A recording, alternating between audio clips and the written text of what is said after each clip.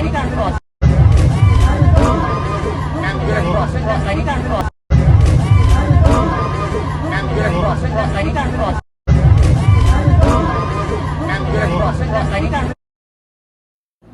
guys, yan, good morning guys, shout out guys. Gagawa naman ako ng panibagong damit.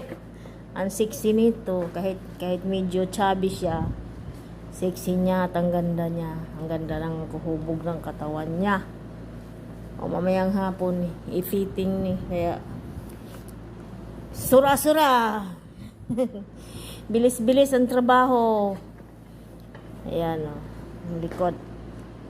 Nakatapos na rin ako nagluto ng pang-lunch. Ang ulam ko ay kalabasa na may hipon, na may gata. Yan ang buhay. Pagkatapos magluto, pasok na sa trabaho dito. Kailangan ganun talaga ang buhay. Naka-mindset araw-araw. Hindi yung kailangan mindset naman para may halaga ka sa buong maghapon.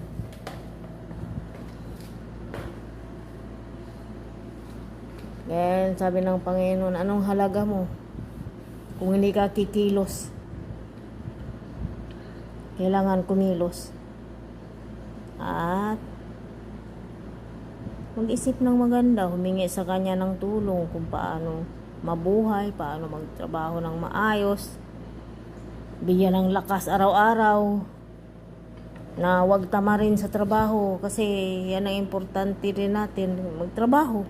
Kung si Kristo nga nagtatrabaho, panday pa siya, o tayo pa kaya? Wala tayong kapangyarihan, kaya magsikap tayo, huwag tayong tamad. Okay guys, shout out guys, thank you for watching. Please subscribe naman, like and comment please. Thank you. Haha.